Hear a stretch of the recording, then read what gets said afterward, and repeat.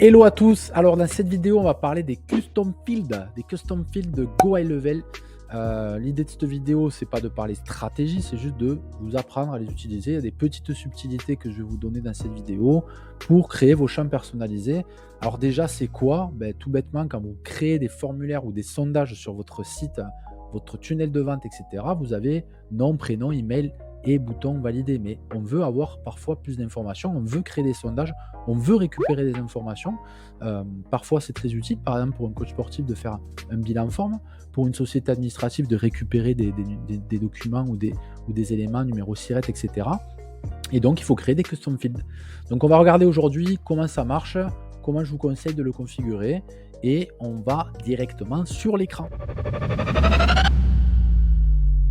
Alors, donc ça se passe dans la rubrique Settings. Alors, ça peut se passer directement quand vous êtes sur la création d'un formulaire. Vous pouvez ajouter des custom fields quand vous êtes sur la création d'un formulaire. Mais là, on va aller directement anticiper ça, aller dans la partie Settings, aller dans la partie Custom Field, et on se retrouve sur finalement des fields qui ont été créés que vous pouvez ajouter par centaines. Donc, la page s'arrête à 10, donc moi j'ai mis à 200 là, mais voilà, vous pouvez avoir tous vos champs ici. Et remarquez quelque chose immédiatement, c'est qu'il y a une colonne folder. Et donc ces folders-là qui ont été créés, que j'ai créés ici, permettent finalement de bien classer ces feeds, ces nouveaux custom feeds. Alors, ça ne les classe pas que là. En vrai, on pourrait se dire, ouais, bon, pourquoi pas. Ça les classe ici. C'est-à-dire que dans les folders, du coup, on a quelque chose de très bien classé avec le nombre de feeds dans chacun des folders. Mais également, ça les classe dans la partie contact. C'est-à-dire que ça, c'est très pertinent. Quand vous allez avoir beaucoup d'informations sur vos contacts, ça peut paraître plus sympa qu'ils soient bien classés dans une fiche contact. Donc regardez, j'ouvre par exemple, hop, on va prendre un contact un peu au hasard. Donc vous voyez, il y a un champ contact, il y a un champ général info, un champ additionnel info. Ça, ce sont les champs de base de Go High Level. Et en fait, après, on peut ajouter d'autres sous-menus, en fait, des folders, information corporelle, information métabolique, information alimentaire, etc. À vous d'être réfléchi dans la façon dont vous créez vos dossiers pour que ça soit pratique pour vos setters, vos closers ou même pour vous. Parce que si vous avez beaucoup de questions, ça peut être difficile d'aller choper une information après dans une fiche contact. Donc, je vous conseille vraiment de créer des custom fields avec des folders. Donc, déjà, on va créer un folder. Donc, pour ça, on clique sur Add Folder et là, tout simplement, on va mettre, je sais pas moi, les fiches, les infos intimes. Voilà. Hop, vous avez un folder info intime pour le participant, pour le client. Si par exemple vous êtes sur une niche de produits intimes. Bon, vous créez les folders que vous avez besoin. Moi, pour les codes, j'ai mis information corporelle, information valeur temporaire, j'ai mis des informations métaboliques, etc. Une fois que vous avez créé ce folder, vous cliquez sur Add Field. Voilà, et c'est là où on va avoir une multitude de différents custom fields à créer. Donc le single line, finalement, c'est un champ dans lequel l'utilisateur va pouvoir saisir. Et donc c'est ce qu'on voit là sur le côté. Et juste une ligne, en fait. C'est là où généralement on utilise pour mettre nom, prénom, adresse, code postal, ville, etc. Multiline, c'est la même chose, mais là, c'est plutôt information, décrivez-moi quelque chose. Et c'est des champs multilignes sur lesquels l'utilisateur va pouvoir mettre un peu plus de blabla. Le text box list, c'est une liste de champs texte qui sont affichés sous forme de text box, assez facile. La value number, c'est comme un single line, mais là, vous voulez récupérer un champ nombre. Donc vraiment, si vous devez récupérer un champ nombre, utilisez le number parce que sinon, il ne pourra pas être utilisé dans les automations pour faire des calculs, par exemple. Le champ phone, c'est pareil, il est intéressant parce qu'il a les indicateurs de pays qui vous permettent d'avoir le plus 33, le plus machin, etc.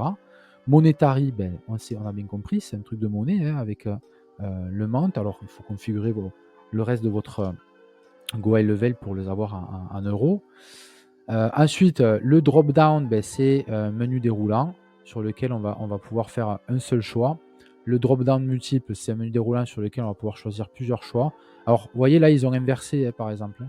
Drop-down multiple, drop-down single, c'est ce que je viens de vous expliquer à l'oral et pas ce qu'ils ont écrit là.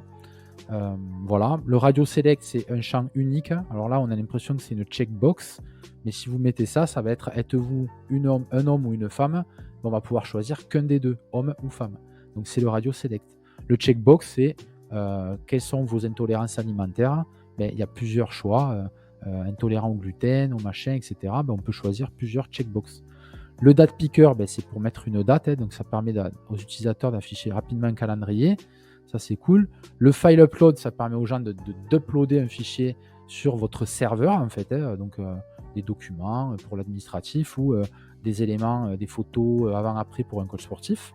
Et signature, alors c'est un champ qui permet à l'utilisateur d'envoyer sa signature, mais honnêtement, le côté signature dans GoHighLevel, il n'est pas encore foufou.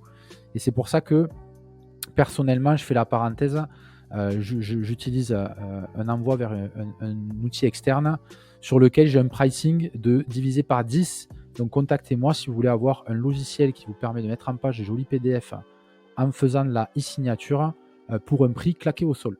Voilà, ça vous me contactez en privé puisque c'est un lien que j'ai qui est très spécifique et négocié avec le développeur. Voilà, donc quand vous avez choisi votre champ, par exemple le single line, vous faites suivant. Alors, on va prendre peut-être un champ un peu plus complexe, on va dire le radio select. Vous faites suivant. Et là, vous allez mettre la question. Alors, c'est le field name, donc c'est le nom que vous voulez donner vous, mais vous pouvez éventuellement mettre direct la question. Quel est votre sexe, par exemple? Et donc là, la réponse, ça serait homme. Et ajouter une option femme. Okay. Donc là, c'est un radio select, donc l'utilisateur ne pourra choisir qu'un des deux. Donc, c'est quelque chose qui va aller dans la rubrique contact et on va aller le classer par exemple dans les informations corporelles, dans le dossier, dans le folder informations corporelles. On peut mettre une image pour que ça fasse un formulaire un peu plus sympa. Ça, c'est à votre choix. Faites des essais, mettez des images assez petites, 150 pixels par 150 ou 75 par 75. Voilà, et là, vous allez récupérer ça sur votre disque dur directement. Voilà, vous pouvez proposer pour le radio select d'allow un custom value, ça veut dire que la personne peut répondre je suis ni homme ni femme, mais autre chose, autre catégorie de personnes, on va dire. Ça, c'est à vous de voir, c'est un exemple, ou pas. Et ensuite, moi, j'aime bien quand même vous dire que vous devriez cliquer sur additionnel préférence et donner le nom à votre champ. C'est le nom qu'il va avoir si, par exemple, vous envoyez les datas vers un autre logiciel. Imaginez, je mets une question ici qui s'appelle comment t'y prends-tu pour faire, vous ne faites pas attention aux fautes, tes séances de musculation chaque jour de la semaine, blablabla. On voit bien que le film, il prend tout le nom en fait. Voilà. Donc, moi je dis, quel est votre sexe? Je reprends cet exemple-là. Si c'est cette question-là, ici vous allez juste marquer sexe, contact sexe. Voilà. Et homme-femme, par exemple, voilà, vous lui donnez un nom beaucoup plus court.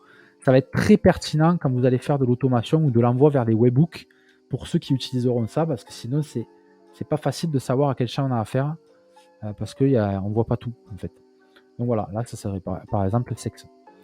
Voilà, et vous faites save. Donc là, je ne vais pas faire save, mais une fois que vous avez fait save, votre champ apparaîtra quelque part, et clairement, il est utilisable après dans la partie formulaire. Voilà, donc j'ai pas plus à dire pour la partie custom field, sinon que il faut quand même les utiliser de manière précise, les nombres avec les nombres, les checkbox, on sait qu'on peut cocher plusieurs cases ou pas, les drop-down menus pareil, le radio select, voilà, choisissez vraiment le truc qui est le plus pertinent à ce que vous devez recueillir, utilisez des folders pour que ce soit mieux classé et que vous puissiez aussi mieux trouver dans vos contacts les informations que vous vouliez avoir, et ensuite, pas plus, j'ai pas plus à vous dire. Ceux qui ont besoin d'aide, parce que ça vous paraît compliqué, vous n'hésitez pas à venir sur les classrooms. Je vous rappelle qu'il y a 2 classrooms par semaine. Vous n'hésitez pas à écrire sur le groupe Facebook. C'est les 2 manières les plus efficaces pour avoir de l'aide du côté de My Business.